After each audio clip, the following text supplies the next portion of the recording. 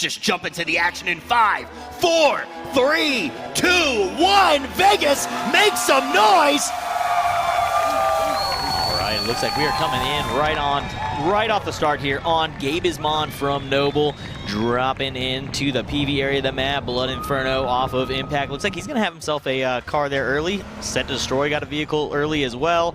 Definitely what you want to do. All these guys looking really good, though. I'm a big fan of these skins. I'm a big fan of the black and white of TSM here. And if you guys are at home, you can go ahead and grab yourself any of the team's packs. Get the parachute and that jersey right off the Steam download store.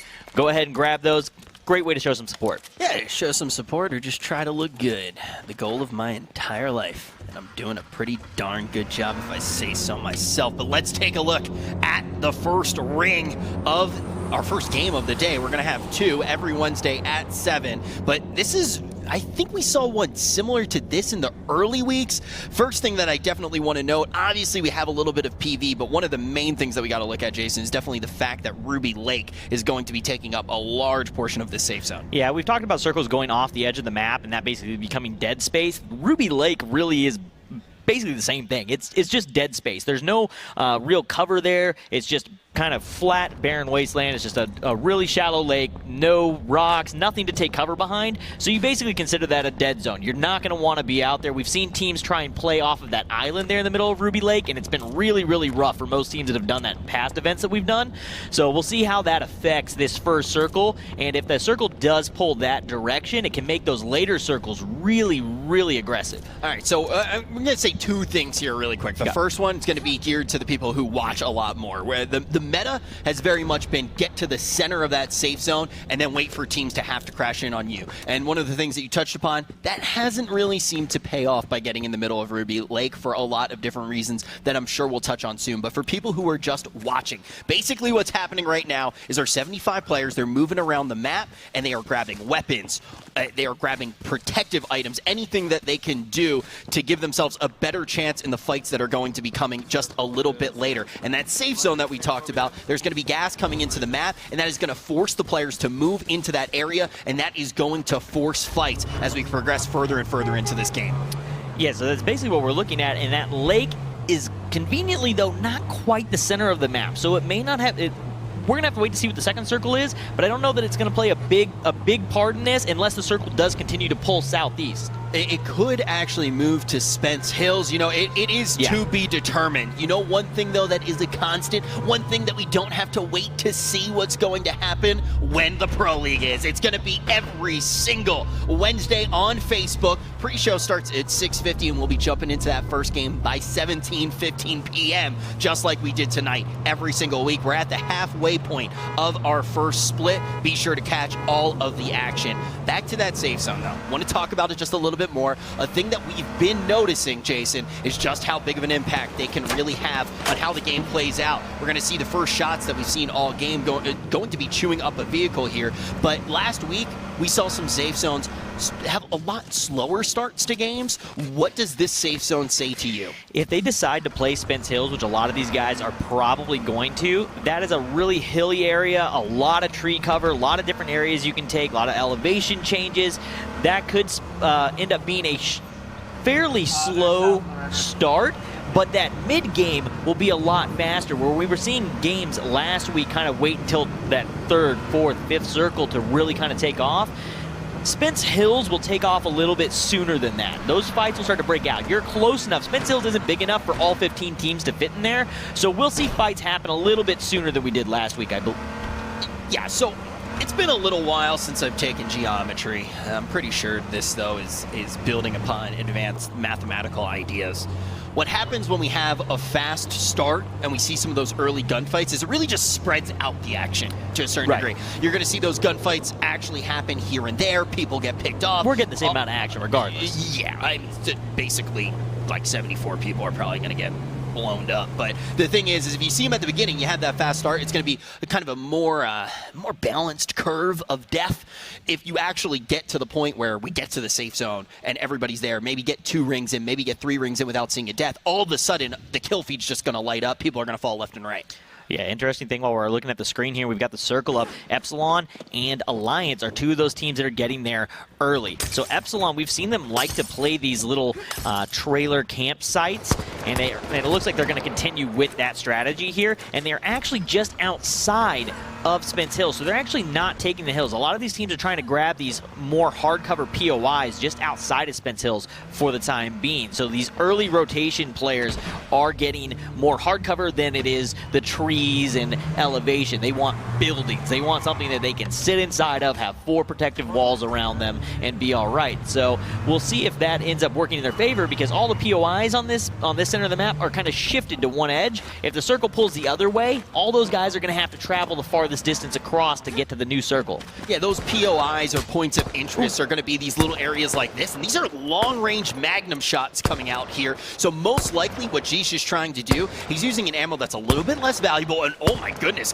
going to be doing some serious work with it as well. And what this does is allows him to eat up the resources of his team, and we already know that those magnums, they are vehicle destroyers. They're like a 16-year-old who's not very good at driving yet, using that Cinderella license at all the wrong times. Yeah, they're trying to find those vehicles. You can see those white hit markers. That's what you're looking for. That Magnum, when it connects with a car, really when any weapon connects with a car, you get a white hit marker. So you're looking for those. And in really long-range fights, trying to find the car, Jish missed a few there at the start, but he was just basically trying to poke through the tree, couldn't see the car, trying to find it. And once you find that car, then you can basically sit still and just unload into that car until they move it. So war of attrition. We talk about it a lot. We talk about it almost every single week. Taking vehicles, taking armors, taking helmets, anything you can take away in the early game is less for those players to have to use against you later on at the end of the match. It just means you had that much better of a shot. And obviously the most important resource that you can have, though, is actually the players on your team, having more bodies to do more damage, to have the advantage in gunfights if trades are going to happen, yada, yada, yada.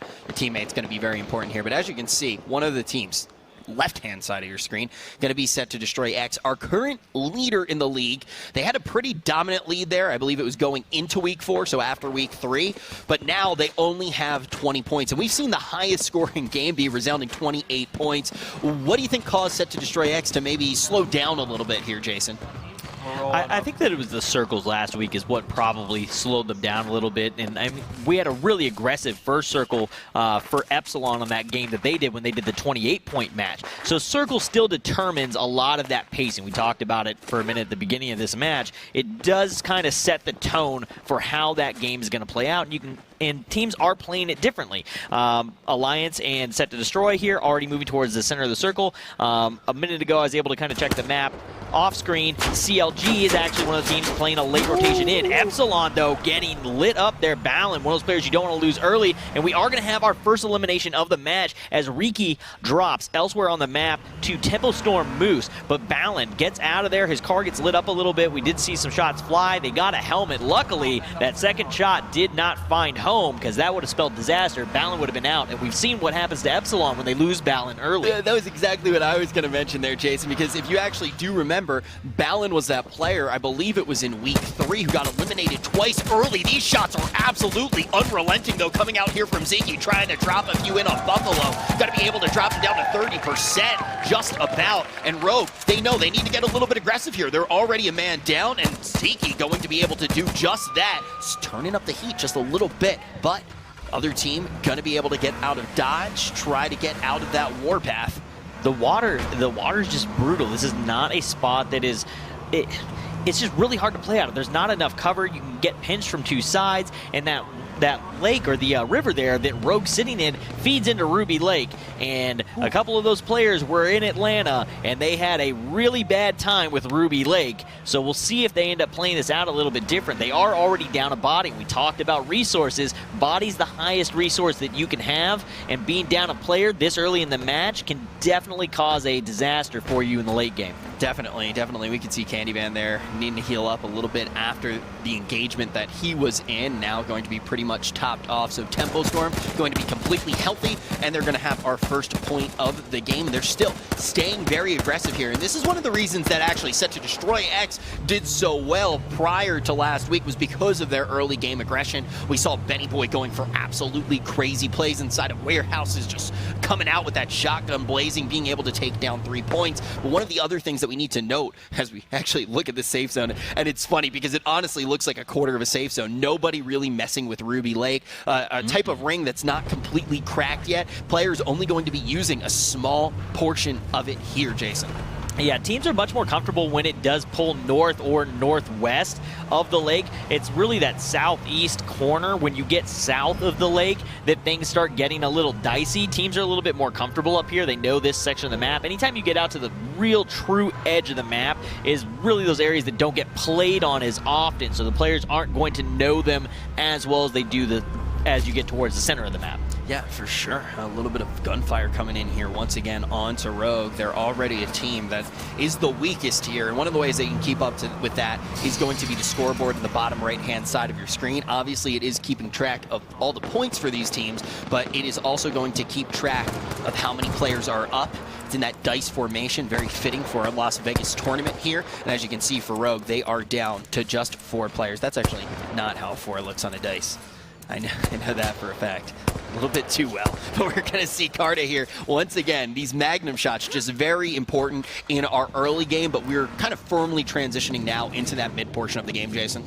Yeah, we are approaching that point. The gas is spreading. It's going to close in. And once we get to that next circle and those rotations, we're officially full on into mid-game. And that's where we're going to start seeing the kill feed get a little bit of action, heat up a little bit. We're going to start seeing some players get eliminated. And we're going to really see who's kind of got that dominant position to go into the late game. I just have a feeling this one's going to be kind of crazy to cast. 74 players, not much space. It is going to be bodies flying all over the place. I'm excited for it to actually happen, and you can see right now basically this rotation that's coming in from a lot of these players, they're trying to find their home for pretty much the majority of the rest of the game. They're going to be able to peek out here, see where other people are. A lot of the shots that they're going to be putting out too are almost warding shots, saying, hey look, this is my home now, you stay away from Mama Bird's nest. We'll have to see where CLG ends up landing, and it looks like Vitality's almost starting to move towards, I think they're hedging their bet here. This is a rough circle to rotate into late. This is going to be really tough with teams already set up. For CLG, Cloud9, Noble to try and kind of edge their way in, they are going to have to get into a fight. Gangstar is coming up right in between Luminosity and Obey. That's not going to be a spot that you want to be on. You usually want to have, I think Luminosity's got one of the better spots, having the dead space of the lake to their right. They've really only got to look ahead of them and to their left, where typically on the map you're having to kind of watch 360 degrees. I think they've got a fairly decent spot to rotate in after the next circle gets announced. Yeah, and you can actually see Echo Fox off screen was able to pick up another kill, and now we're going to have TSM and IG very close together. Shell Shock going to be behind that tree, going to be putting in a couple shots there. But you can see right now they don't want to overcommit. That's the main thing. They know that these teams are rotating, and you talk about pinching. It is going to be Gangstars who take down Chipsy from LG. But you talk about pinching a little bit. This is where those pinches can be important. So basically what a pinch is, anytime that there's a gunfight going on, if someone manages to sneak in and get a few extra shots in, that's going to be a pinch. Flowers takes down Rhino here. And one of the reasons, oh my goodness, Tempo Storm actually getting lit up. Only 69 players going to be remaining. Yeah, losing a couple players there for Tempo Storm. That's not where you want to be. That is going to put them down 2 bodies already. That's going to hurt a lot. But we also saw Chipsy, who's that leader for Luminosity, go down. He did trade out for 1 player, but being down your shot caller sometimes hurts more than losing another player. Shot caller is definitely somebody you want in at all times. Jason, Cloud9's been able to do quite a bit of damage here. Yep. They still do have all of their players up, and they're relatively healthy. This is looking pretty good here for Cloud9. We are going to see another player of TSM going down, and now steadily kills are starting to happen, but Cloud9 already with 4 points here. This is not bad at all, and keep in mind, Jason, Cloud9, they're our last place team, and all of a sudden they're finding their way here. They pick up another kill. This time it's going to be on to Candyman. Let's take a look. They actually were able to pick up one of these kills with a grenade. Coming in right here. There's Flowers putting in those shots, and that explosion going to decimate Tempo Storm, leaving Candyman in one of those situations where he doesn't have much left, and he's just left there with the Band-Aid trying to wrap up everything that's left. Get it all in nice and tight like a pair of high-waisted jeans. Yeah, TSM, though, here in a fight. They've already lost a player, but so has Impact. They may have traded out a player each. That was the first elimination for a team, though. So Tempo Storm going to be the first team out in match number 1 today. Jeesh now coming up to give some support to Shell Shock and Triv. have to see who they lost. They lost Carta early. That's going to be one of their top slayers. That hurts. I mean, every single one of those players is an absolute monster on this team, though, so losing anybody on TSM is a big loss. Jeesh, though, trying to lead these guys into a fight, and we're going to see a team kill there from Cutie Venom onto Blood Inferno. That's never what you want to see. I don't know if that was maybe a bad nade throw, or maybe he was the last one to shoot, and he may have clipped the vehicle, so when the vehicle blew up, it gave credit to him. I'm not sure what happened there, but Crank going to go down to Flamehopper elsewhere on the map, and we're back on that fight with TSM, and Jeesh going to go ahead and hop in the car. Looks like he's calling for a rally from the boys to all get in. They got to go. Shots coming in. They are losing a couple players, and I think we do have a replay, actually, of that team kill. Let's go ahead and take a look at what happened here. So we're going to see Blood Inferno. He's going to come up for a second here. He's hanging out.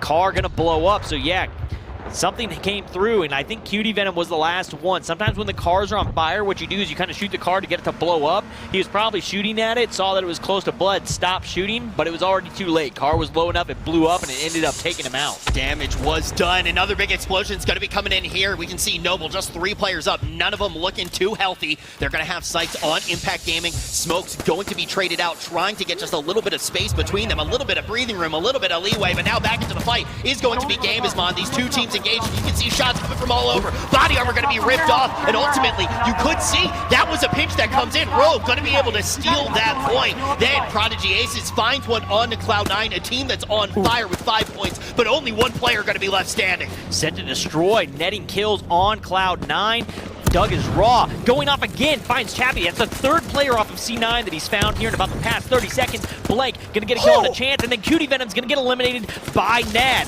Looking for Blank, looks like he finds him. Nad gonna eliminate Blank as well. Last one left alive for Noble, on fire. He's low, gonna go down. Mig gonna be able to finish that one off. Noble gonna be the 3rd team eliminated here. C9, top points for the match so far with 5 eliminations, but they are already out of the game. No modifiers, they're going home with 5 points for this match. Yeah, they're not going to get any multiplier here. That's going to be our top 10 teams, and we're getting very close to that because Vitality's going to be able to take out Gangstars. Now we only have 11 teams.